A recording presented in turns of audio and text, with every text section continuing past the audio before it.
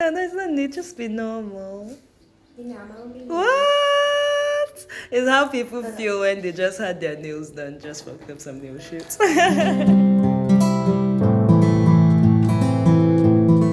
Hey everyone, how's it going? Welcome back to my channel. In this video, I'll be doing a set on my hand model.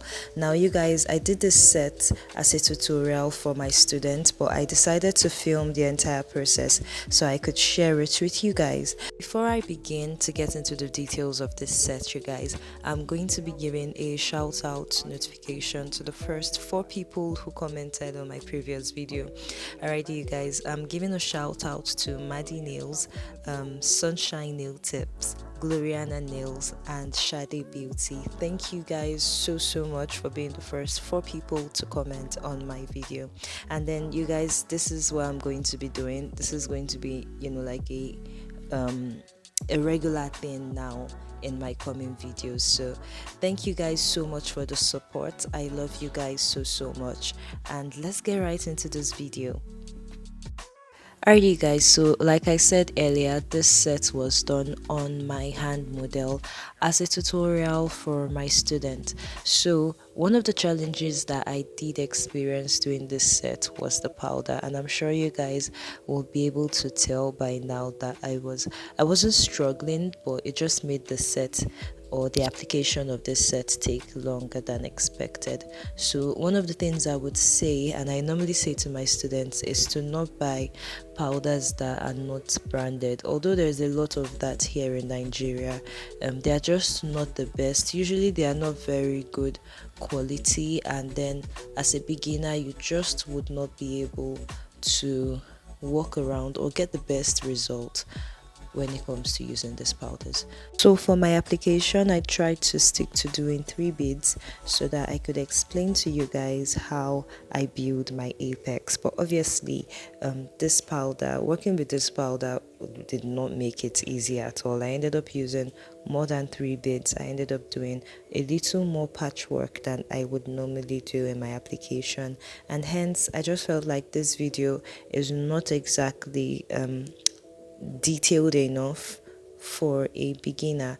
All right, so and plus the editing is really on fast setting. Remember, like I said, you guys, this video was just like I just only recorded like this set. It was actually a tutorial for my student, and there was a lot of like stops in betweens and all of that. So just bear with me, you guys.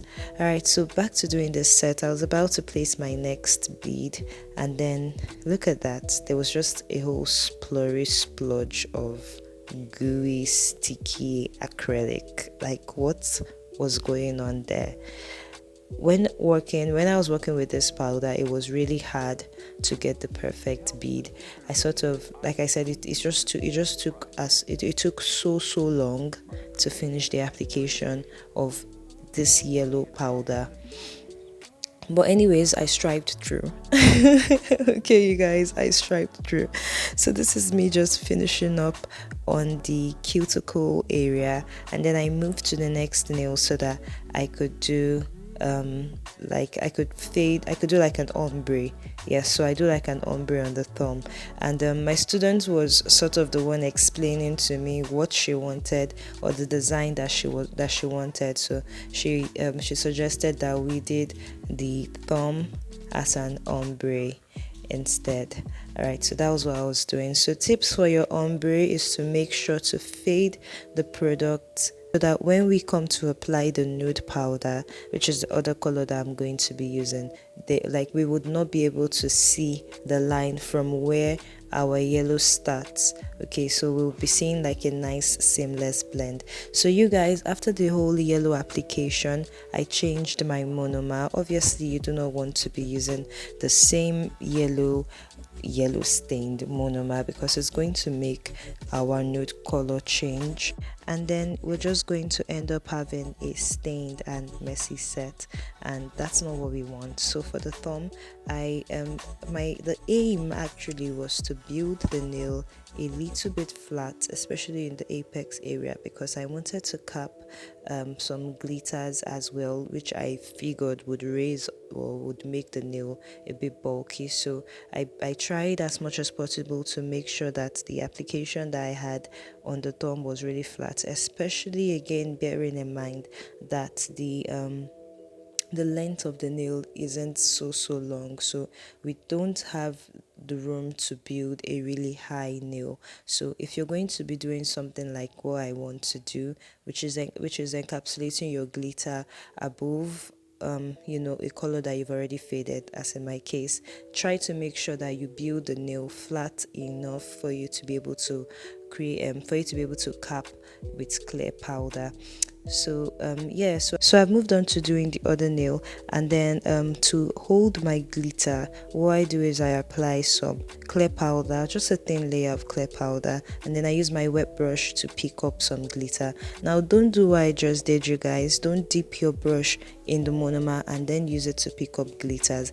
What that does is when you try to pick up the glitter, the brush ends up forcing monomer into the glitter, and then obviously the monomer starts to eat its way through into your glitter, and then when you come back you have like a clump of glitters, and that's not what you want. What you want to do is you want to wet your brush, or you want to use a wet brush, like a moist brush, to attempt to pick up your glitter, or just use clear powder to pick up your glitter. Just little tips that I learn as I work, I guess, and I decided to share with you guys. So I'm doing my ombre fade now with the nude powder. I'm just going to finish that up very quickly, and then I will encapsulate with clear powder, and then I encapsulate the other hand before we move into filing. So for my encapsulation, I do it in one full bead. If you feel that you need to do it in more than one bead, please do. You do not have to do it in one bead just because I'm doing it in one bead. I do it in one bead because I'm used to doing it in one bead by now. I think I've given myself enough practice time to be able to do it in one bead. So as beginners, try to learn at your own pace.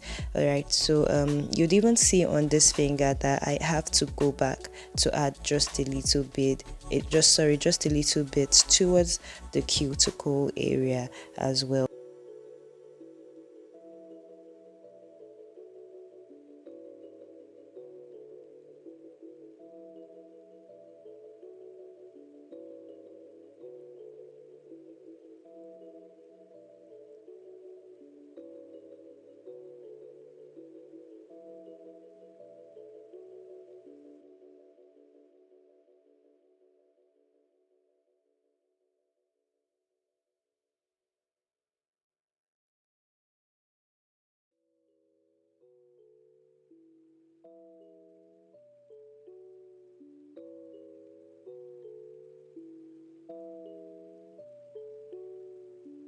Alrighty guys, so we're done with the application and I go straight into filing. You guys already know my filing routine. I do the side walls first, and then I go over with my hand file on all of the nails, or the body of the nails, except the cuticle area, which I start to make use of my e-file for, and then that's when I actually start to do the like the proper shaping and e-filing. Yeah, e-filing, e-shaping. All right, so this is me just e-shaping, and then after this I crisp up the free edge, go over my shape. For the e-shaping, I usually work no less than from 5, 6, 7,000 RPMs, depending on the part of the nail that I'm working on and if I've gone over the same spot. So you see me most of the time, or at sometimes, like I keep turning down the speed, like up and down. It's because I've either gone over a particular spot a few times, and then I need to turn down the speed so that I don't overfile that spot, or because if I turn on the speed a bit higher, is because I really want to get into like the parts that I'm filing.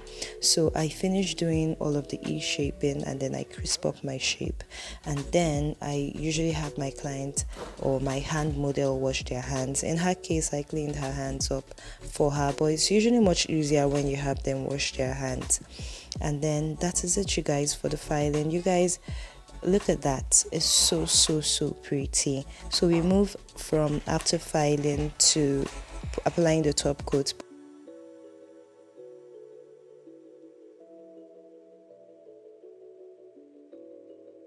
Alright, you guys, so I did not record me applying the top coat because at the time we were still coming to the decision of whether to apply matte or glossy. Yes, it was between matte or glossy. But you guys, this is just a sped up video of me applying the rhinestones that I did on my phone. So this is just a full rhinestone application in hyperlapse, and I think this is like the best way for me to show you guys when I apply my rhinestones. That way you guys can see me do sort of like the full thing in less than a minute. So yeah, and I was doing like the two hands as well. And then my student had this small lamp that she brought, so it did make the rhinestone application much easier, because all I had to do was, after applying, my model puts her finger in there, and then I'm able to work on the other one. So you guys, let me know in the comments if you would like to see more nail art clips in hyperlapse just like this one.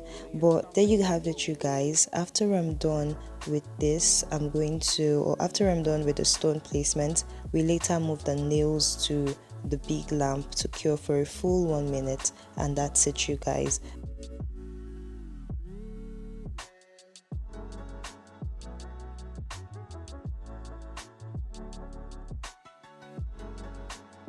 Thank you so much for watching, you guys. This is the final result. Let me know what you think in the comment section below, and I'll see you in my next one. Bye bye.